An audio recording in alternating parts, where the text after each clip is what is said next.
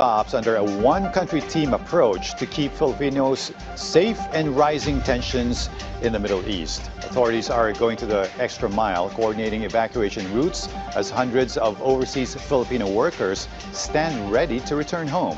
Vel Custodio tells us more.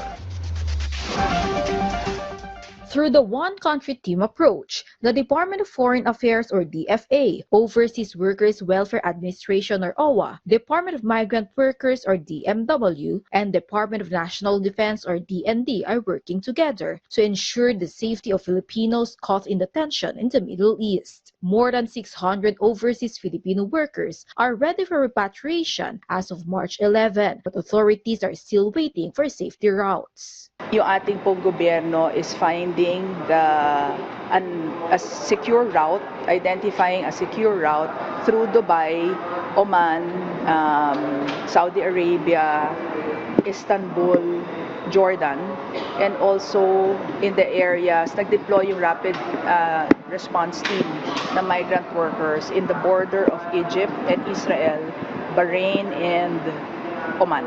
Si Secretary Hans Takda ay lumipad po kahapon patungo po dyan sa gitnang sa Dubai po para ma-aksyonan po o makita po at kung ano po pwede magawang tulong ng ating national government dyan po sa ating mga OFWs. So I also believe that Admin PY2 is also lumipad din po papuntang Abu Dhabi para ma-proceed din po kung ano po yung mga kailangan pa ng ating mga OFWs. More than 180 non-OFWs have also been repatriated to the Philippines as of March 10. Ang advice po sa ating mga kababayan sa ibang bansa na to go to shelter in place and at the same time to follow the government's instructions, their host government's instructions and advisories.